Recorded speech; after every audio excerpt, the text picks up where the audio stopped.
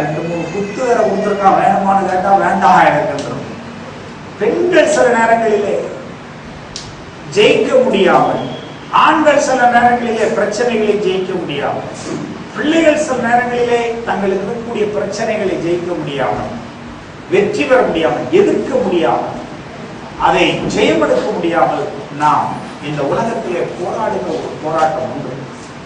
இந்த போராட்டத்தை கொடுக்கின்ற ஒரு சத்துரு, ஒரு எதிரி, ஒரு எதிர்ப்பு சக்தி நமக்கு உண்டு.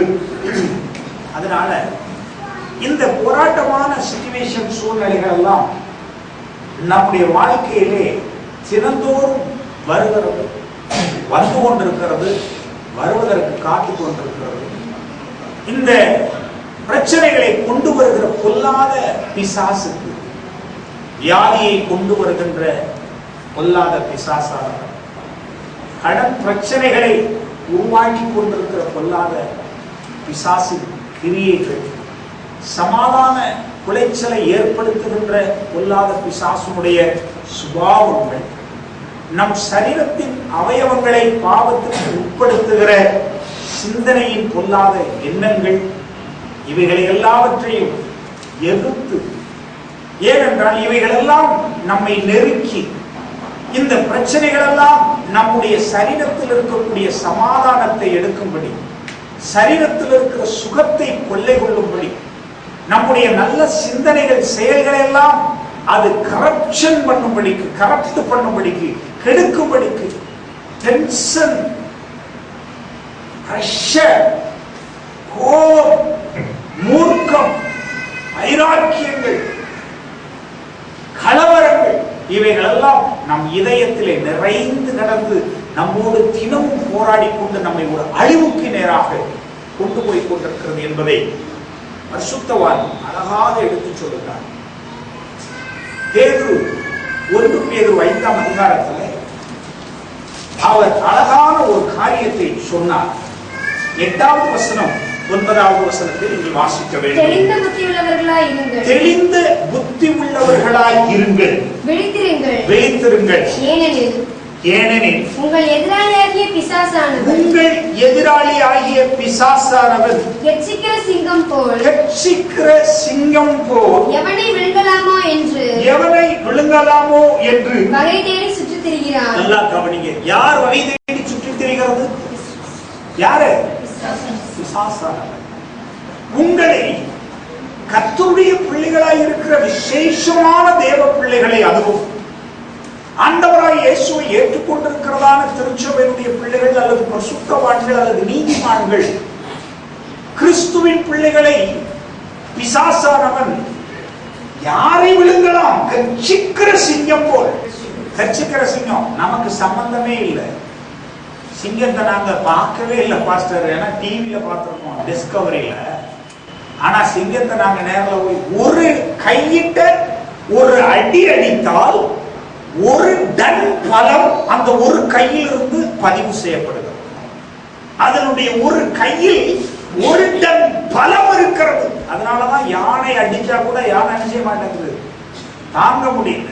ஒரு சிங்கம் தன் ஒரு கையை எடுத்து ஓங்கி அடிக்குமே ஆனால் 1000 டன் கொண்ட 1000 கிலோ கொண்ட வெயிட் நம்ம அடிச்சா எப்படி இருக்கும், நம்ம மேல விழுந்தா எப்படி இருக்குமோ அந்த அளவுக்கு வீரியம் உள்ளது என்று சொல்றார். ஐயா பேதுரு சொல்றார், தெளிந்த புத்தி உள்ளவர்களாக ஒரு சத்துருவி பிசாசை ஒரு சிங்கத்திற்கு ஒப்பிட்டு சொல்லுகிறார். யாரு? பரிசுத்தவான். ஒரு சிங்கம் கர்ச்சிக்கிற சிங்கத்தை போல கொல்லாத பிசாசானவன் ஒரு மனிதனை பிடிக்க வகை தேடுகிறான். அப்ப நான் யோசிச்சு பார்த்தேன், பிசாசை விட இங்கே பெரியவன் யார்? ஏன்னா ஒரு மனிதனை 1000 கிலோ கொண்ட ஒரு கையை கொண்ட அந்த சிங்கம் தேடி வருதுன்னா நான் 70 கிலோ தான். 70 கிலோ அடிக்கிறதுக்கு 1000 கிலோ கொண்ட பவர்ஃபுல் ஆள் என்னை தேடி வருது. அப்படிப்பட்ட ஒரு பெரிய சிங்கத்தை 70 கிலோ கொண்ட நான் என்ன செய்யணுமா? எதிர்த்து நிற்கணும். அங்க ஒரு சிங்கத்தை எதிர்த்து நிற்க சொல்லுகிறார். நான் படிக்கும் போது எனக்கு ஆச்சரியமாய், சிங்கம் சிங்கம் என்றால் யூத ராட்ச சிங்கம்னு ஆண்டவருக்கும் சிங்கம்னு தான் சொல்றோம். இங்க கெச்சிக்கிற சிங்கத்தை போல எவனை விழுங்கலாம்? ஏன் நம்மளாது? அப்ப சாத்தானுக்கு சாப்பாடே யாரு? மனுஷன் தான். ஏசாயா 65:25 எடுத்து வாசிக்க பார்க்கணும். மனுஷனை சாத்தான் சாப்பிடுறது, அவனுக்கு ஆகாரமே நம்ம தான். முதல்ல அதை தெரிஞ்சுக்கோ.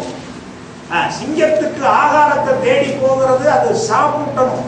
அதுக்கு தான் அது அடிக்குது. நம்மளை அடிச்சு கொண்டுட்டு வந்து வீட்டுல வச்சு விளையாடுறதுக்கு இல்ல. அடிச்சு சிங்கம் என்ன செய்யணும்? சாப்பிட்டு படுக்கணும். வாசிங்க.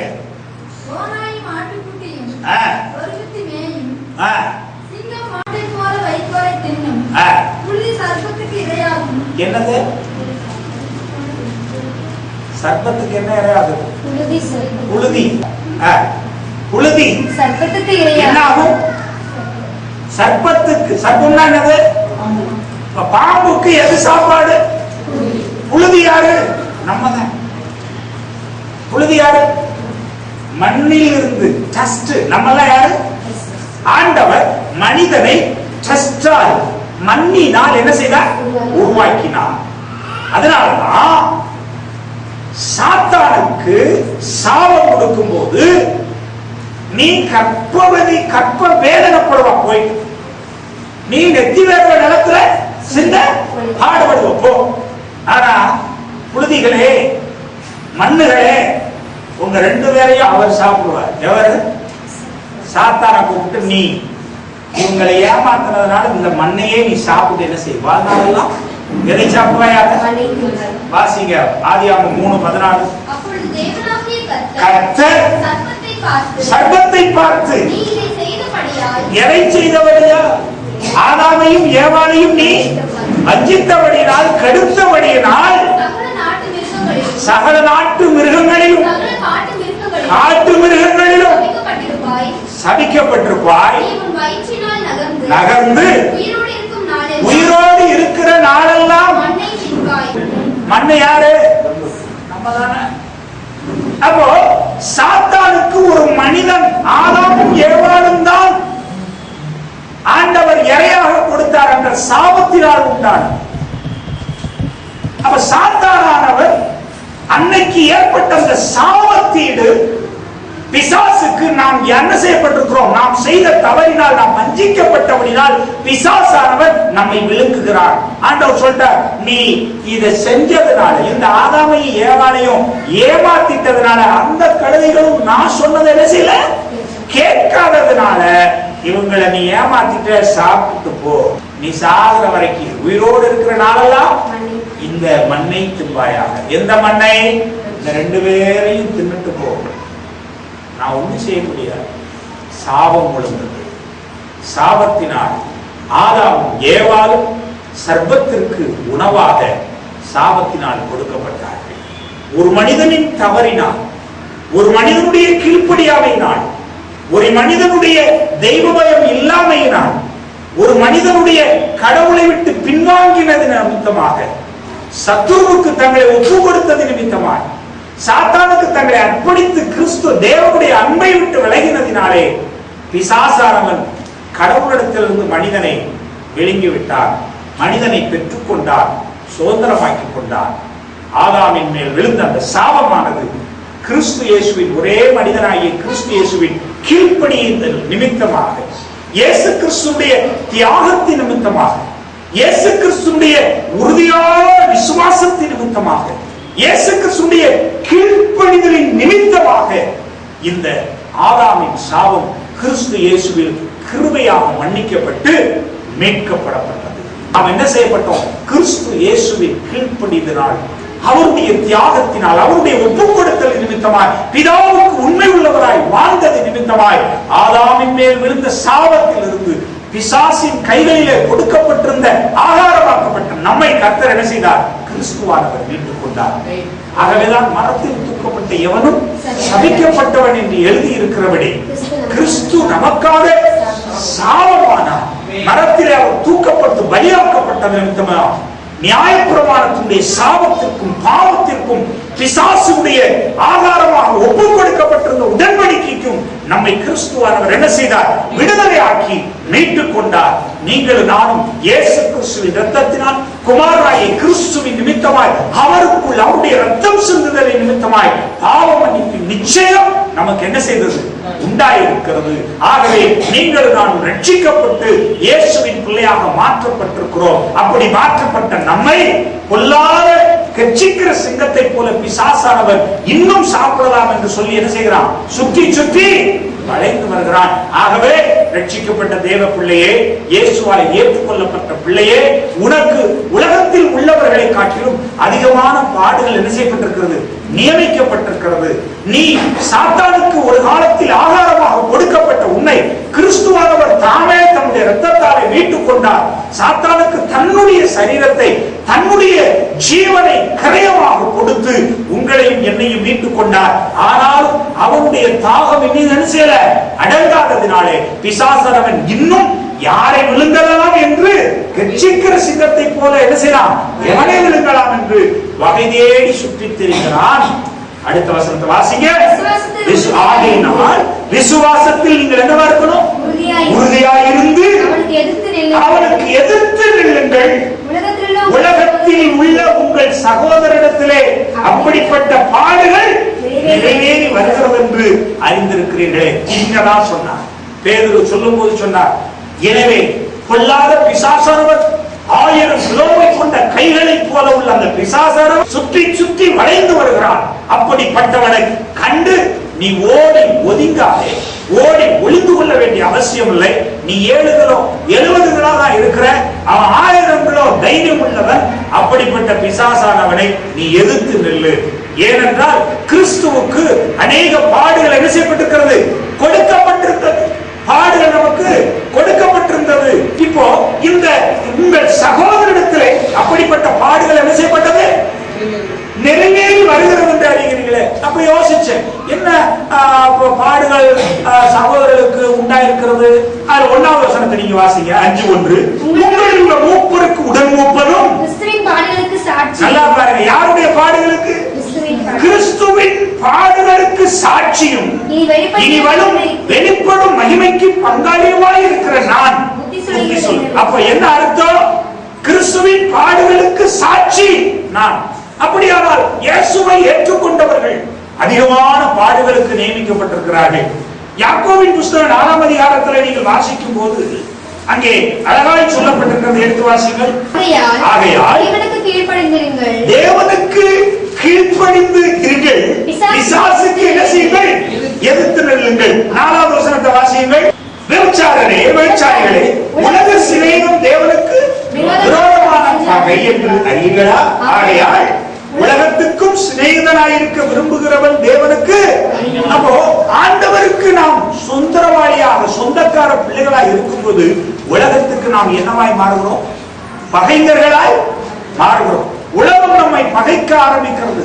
நீ இயேசுவின் பிள்ளையாய் மாறினால் உலகத்தின் சிநேகங்கள் எல்லாம் வெறுக்க வேண்டியவனாய் நீ மாறுகிறாய். இயேசுவின் பிள்ளைகளாய் நீ மாறும்போது இந்த உலகத்துடைய ஆசா பாசங்கள், உலகத்துடைய சகல அநீதிகளையும் நீங்கள் எதிர்த்து போராட வேண்டியவர்களாய் மாறுகிறீர்கள். இயேசு கிறிஸ்துவுக்குள்ள ரொம்ப பேர் வந்துட்டா எனக்கு சந்தோஷம், எனக்கு சமாதானம், எனக்கு நிம்மதி என்று சொல்லிக் கொண்டிருக்கிற உண்மைதான். அவைகளெல்லாம் அனித்தியமானவைகள் நித்தியமான சந்தோஷத்தை கொடுக்கிறது. ஆனால் கிறிஸ்துவோடு கூட நீங்கள் பாடுகளை அனுபவிக்கவும் என்ன செய்யப்பட்டிருக்கிறீர்கள்? அழைக்கப்பட்டிருக்கிறீர்கள் என்று சொல்கிறார். ஒருவேளை பாடுகள் இல்லாமல் கிறிஸ்துவின் சமூகத்திலே கிறிஸ்தவராய் வாழ்வது கூடாத ஒரு காரியம். ரொம்ப பேர் இன்றைக்கு கிறிஸ்தவ வாழ்க்கை என்று சொல்லும் பொழுதே பாடுகள், கஷ்டங்கள், கிறிஸ்துவ நிமித்தம் ஏற்படுகிற எந்த உபத்திரவத்தையும் ஏற்றுக்கொள்ள மனதில்லாதவர்களாய் அதை கண்டு பின்வாங்கி ஓடி விடுகிறார்கள். சந்தோஷம் வேண்டும், ஆனால் எனக்கு சிலுவை வேண்டாம். மகிழ்ச்சி வேணும், சிலுவையின் ரத்தம் சிந்துதல் எனக்கு வேண்டாம். எனக்கு எல்லா ஆசீர்வாதமும் வேணும், சிலுவையை சுமக்க வேண்டியது நான் வேண்டாம். இல்ல, சிலுவையிலிருந்து தான் எல்லாம் வருகிறது. சிலுவையின் ரட்சிப்பும் சமாதானமும் சந்தோஷமும் உனக்கு வேண்டுமானால் சிலுவையும் உனக்கு உண்டானது தானே. சிலுவையில் அறையப்பட்ட ஆணையம் உனக்கு சொந்தமானது தானே. சிலுவையிலிருந்து ரத்தம் சிந்தப்பட்ட ரத்தம் சிந்துதலும் உனக்கு உண்டானது தானே. பரலோகத்திலே எனக்கு கிரீடம் வேண்டும் என்று கேட்கிறாய். இயேசு கிறிஸ்துவின் சரசில் வைக்கப்பட்ட கிரீடத்தை நீ வெறுக்கிறாய். இது என்ன நியாயம்? இயேசு கிறிஸ்துவினுடைய சிங்காசனம் எனக்கு வேண்டும் என்று சொல்லுகிறாய். அவரை சிலுவையில் அறையப்பட்ட சிலுவை சவுலின் சிங்காசனம் எனக்கு வேண்டாம் என்று சொல்லுகிறாயே. சகோதரனே, சகோதரியே, அப்போஸ்தலர் பவுலினுடைய வாழ்க்கையை எடுத்துக் கொள்ளுவீர்களானால் அவனை எடுத்துக் கொள்ளுங்கள், சீசரை எடுத்துக் கொள்ளுங்கள். இவர்கள் அனைவரும் இயேசு கிறிஸ்துவை ஏற்றுக்கொண்ட நாள் முதற்கொண்டு பாடுகள் அவர்களுக்கு நியமிக்கப்பட்டிருந்தது. இந்த உலகத்தில் இருக்கக்கூடிய சகல அநீதியின் சக்திகளையும் எதிர்த்து போராடுகிற போராட்டம் அவர்களுக்கு உண்டாக்கப்பட்டிருந்தது. அப்போஸ்தலர் பவுலை எடுத்துக் கொள்ளுவீர்களானால் அவர் சொல்லும் போது சொல்லுகிறார், வாசிக்கையா 2 தீமோத்தேயு புத்தகம் 4ஆம் அதிகாரம் 5வது வசனம் 7வது வசனம். நீயோ எல்லாவற்றிலும் மன தெளிவுள்ளவனாய் இரு, தீங்கு அனுபவி, சுவிசேஷகனுடைய வேலையை செய், உன் ஊழியத்தை நிறைவேற்றி. நீ எல்லாவற்றையும் என்ன செய்? தீங்கை என்ன செய்? அனுபவி என்றல்லவா ஒரு தீமோத்தேயு அங்கே தீமோத்தேயுக்கு அப்போஸ்தலர் புத்தி சொல்லுகிறார். தீமோத்தேயுவே, என் உத்தம குமாரனாகிய மகனே, நீ என்ன செய்? எல்லாவற்றிற்கும் சுவிசேஷத்தின் நிமித்தம் என்ன அனுபவி. அப்ப தீங்குகள் நமக்கு எதிர்த்து போராடத்தான் செய்யும். பிரச்சனைகள் நமக்கு உண்டு. தீங்கு அனுபவிக்க பாடுகளின் மத்தியிலே நாம் நியமிக்கப்பட்டிருக்கிறோம். அப்படிப்பட்ட பாடுகளில் இருந்து ஜெயம் எடுக்கும்படிக்கு ஒரு போராட்டம் நமக்கு உண்டாயிருக்கிறது. அதுல 17வது வசனத்தை வாசிக்க. 16. நான் முதல் விஷயம் உத்தரவு சொல்ல நிற்கையில் ஒருவனும் என்னோட கூட இருக்கவில்லை, ஒருவன் கூட எனக்கு உதவியா வரல. எல்லாரும் என்னை கைவிட்டார்கள். அந்த குற்றம் அவர்கள் மேல் சுமராதிருப்பதாக கர்த்தரோ எனக்கு துணையாக நின்று என்னாலே பிரசங்கம் நிறைவேறுவதற்காகவும் புறஜாதியார் எல்லாரும் கேட்கிறதற்காகவும் என்னை பலப்படுத்தினார். சிங்கத்தின் வாயிலிருந்து நான் ரட்சிக்கப்பட்டேன். எதுல இருந்து ரட்சிக்கப்பட்டேன்னு சொல்றாங்க? என்ன சிங்கம் அவரை உண்மையான சிங்கம் வந்தா கடிச்சிட்டு இருந்துச்சு. சிங்கத்தின் வாய் என்று சொல்லி இங்கே யாரை சொல்லுகிறார்? தனக்கு விரோதமாக இருக்கிற பகைஞர்களை சொல்லுகிறார், எதிர்ப்பான சக்திகளை சொல்லுகிறார். இயேசுவை நான் ஏற்றுக்கொண்டு பிரசங்கித்த போது என் மேல் கல்லறிந்தார்கள். இயேசு கிறிஸ்துவை குறித்து நான் தைரியமாக அற்புத அடையாளங்களை செய்த போது எனக்கு விரோதமாக எழுப்பினார்கள், என்னை தடுத்து நிறுத்தினார்கள், என்னை கல்லறிந்தார்கள். நிர்வாணத்திலும் நாசத்திலும் மோசத்திலும் பசியிலும் பட்டினியிலும் நான் என்ன செய்தேன்? கடந்து வந்தேன். இவைகள் எல்லாவற்றிலும் கர்த்தர் என்னை என்ன செய்தாரா? கர்த்தர் எனக்கு துணையாக நின்று என்னை பலப்படுத்தினார். இந்த பிரச்சனைகளை எதிர்த்து நான் என்ன செய்தேன்? போராடினேன். இந்த தீங்குகளை எதிர்த்து நான் என்ன செய்தேன்? அனுபவித்து அவைகளை வெற்றி சிறக்கும்படி போராடினேன் என்று சொல்லுகிறார். கிறிஸ்தவ தேவ பிள்ளையே, திருச்சபையினுடைய அங்கத்தினர்களே, நீ இயேசு கிறிஸ்துவுக்குள் வாழ அனுபவிக்கும் போது, வாழ வரும் பொழுது, கிறிஸ்துவின் சபைக்கு நீ கூடி வர ஆரம்பிக்கும் பொழுது உனக்கு 1000 பிரச்சனைகள் உன்னை சூழ்ந்து நிற்கும். ஆனால் இந்த பிரச்சனைகளை எல்லாவற்றையும் நீ எதிர்த்து நின்று போராடுகிறவனாக இருக்க வேண்டுமானால் உனக்கு தேவையான முதலாவது பாயிண்ட் என்ன சொன்னார்? இவைகள் எல்லாவற்றையும், இந்த பிசாசுகளை எல்லாம் ஜெயம் எடுக்க வேண்டும் என்று சொன்னால் நீ செய்ய வேண்டிய சில காரியங்கள் உண்டு என்று பேதுரு அங்கே புத்தி சொல்லுகிறார் சபையாரை பார்த்து. கிறிஸ்துவுக்குள் ஜீவித்து என்ன பலன்? எதிர்த்து நின்று கர்த்தருக்காய் வைராக்கியமாய் இருக்க முடியவில்லை. இன்றைக்கு இது சபையிலும் கூட இதை பார்த்துக் கொண்டிருக்கிற அநேகர் கூட எத்தனையோ வருஷம் இயேசுவை குறித்து அறிந்தவர்களா இருக்கலாம், கேள்விப்பட்டவர்களா இருக்கலாம், கோயிலுக்கு போனவர்களா இருக்கலாம். பிரச்சனைகள் என்று வரும் பொழுது கிறிஸ்துவின் அன்பை விட்டு வழிவிலகுகிறவர்களாய் நாம் காணப்படுகிறோம். பவுலகுடிகள் அப்படி சொல்லவில்லை. உபத்திரவத்திலும் நாசத்திலும் மோசத்திலும் நிர்வாணத்திலும் பாடுகளிலும் கண்ணீரிலும் பசியிலும் பட்டினியிலும் பகலாய் கப்பலிலே நடுக்கடலிலே குளிரும் பணியிலும் வந்தேன். ஆனால் இவர்கள் எல்லாவற்றிலும் கிறிஸ்துவின் அன்பை விட்டு என்னை பிரிப்பவன் எல்லா போராட்டத்தை போராடின ஓட்டத்தை முடித்தேன். இது முதல் கொண்டு எனக்கென்று வைக்கப்பட்டிருக்கிற நீதியின் ஜீவ கிரீடத்தை பெற்றுக் கொண்டேன் என்றல்லவா சொல்லுகிறார். நான் மார்க்கப்பட்டு போகிறேன். தடுத்து நிறுத்துகிற சத்துரு இவைகளெல்லாம் நமக்கு விரோதமான சத்துருக்கள் தான். இவைகளெல்லாம் எதிர்த்து நின்று போராடக்கூடியவர்களாய் நீங்கள் இருக்க வேண்டும். சிங்கத்தை போல கர்ஜிக்கிற சிங்கத்தை போல வருகிற பொல்லாத பிசாசானவனை எதிர்க்க துணை. சிங்கத்தை போல கர்ஜிக்கிற சிங்கத்தை போல எவனை விடுகலாம் என்று சத்துரு சுத்தி திரிவான். ஆனால் நீ போராட்டத்துக்கு ஆயத்தமாயிருக்க வேண்டும். உன் கடன் பிரச்சனைக்கு விரோதமான ஒரு போராட்டம் உனக்கு உண்டு. எழுப்பி நிற்க வேண்டும். உன்னுடைய ஆவிக்குரிய ஜீவியத்துக்கு விரோதமான போராட்டம் உண்டு. நீ எழும்பி திடமாய் எதிர்த்து நிற்க வேண்டும். உன்னுடைய குடும்பத்தில் சபைக்கும் சங்கத்திற்கும் ஊழியத்திலே பங்கு கொள்ள முடியாதபடி, கலந்து கொள்ள முடியாதபடி போராட்டம் உண்டு. சத்துரு கொண்டு வருவான். எதிர்த்து நிற்க வேண்டும். ஞாயிற்றுக்கிழமை ஆராதனைகளுக்கு கோயிலுக்கு புறப்பட்டுக் கொண்டிருப்பாய். இல்லை, இன்றைக்கு வேறு காரியங்கள் உண்டு என்று பிசாசான இடைச்சொல்களாய் பிரச்சனைகளை கொண்டு வருவான். இல்லை, தேவாலயத்திற்கு போய்விட்டுத்தான் மற்ற காரியம் என்ற உறுதியான ஒரு போராட்டத்திற்குள் நீ இறங்க வேண்டும். இப்படிப்பட்ட ஒரு போராட்டத்தை நீ செய்வதற்கு செய்து எதிர்த்து நிற்கும் பொழுதுதான் இந்த உலகத்தில் இருக்கிற பொல்லாத பிசாசை நீ என்ன செய்ய முடியும்? ஜெயிக்க முடியும்.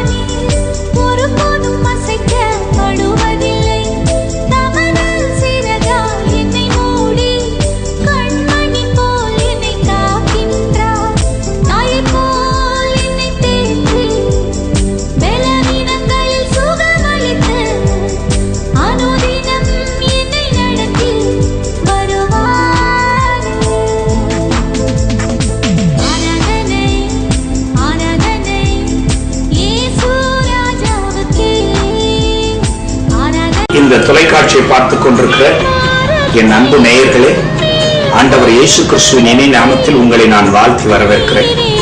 விசேஷமாக கடன் பட்டு குடும்பம் சீரழிந்து கொண்டிருக்கிற எண்ணற்ற மக்களின் அழைப்புகளை நான் கேட்டு, என்னிடத்தில் ஜெப குறிப்புகளை கேட்டு நான் அதிர்ச்சி அடைந்தேன். கடன் நிமித்தமாக கண்ணீர் வடித்து குடும்பத்தை அழித்துக் கொண்டிருக்கிற இந்த மாபெரும் பொல்லாத பயங்கரமான போராட்டத்தில் இயேசு உங்களுக்கு விடுதலை கொடுக்க போகிறார். ஆகவே எனக்கு அநேக கடன் பிரச்சனைக்காக ஜெபிக்கும்படி கேட்டுக்கொண்டார்கள். வீடு கட்டுவதில் வாங்கின கடன் திரும்ப கட்ட முடியவில்லையா? தொழிலுக்கு வாங்கின கடன் திரும்ப கட்ட முடியவில்லையா? பிள்ளைகளின் படிப்புக்காக வாங்கின கடன் திரும்ப கட்ட முடியவில்லையா?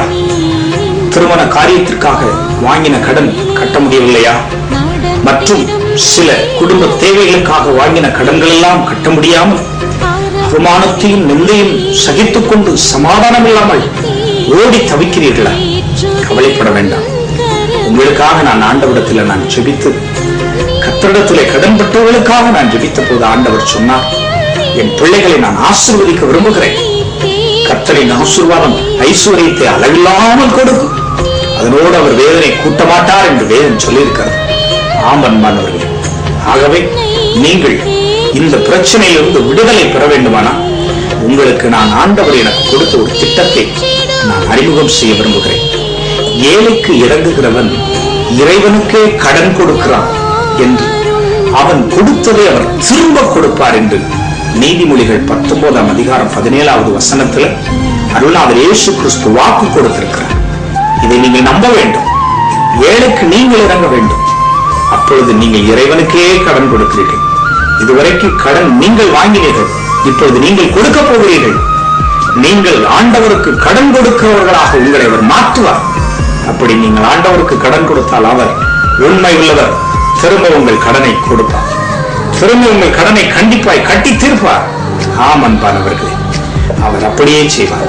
நீங்கள் செய்ய வேண்டியது என்ன தெரியுமா? இன்றைக்கு எங்களோடு தொடர்பு கொண்டு இந்த விளம்பரத்திலே கீழே வருகிற தொலைபேசி எண்ணுக்கு நீங்கள் தொடர்பு கொண்டு உங்கள் முகவரியை எங்களுக்கு அனுப்பினால் உடனடியாக உங்களுக்கு நாங்கள் இந்த திட்டத்தை குறித்து அறிமுகம் செய்கிறோம்.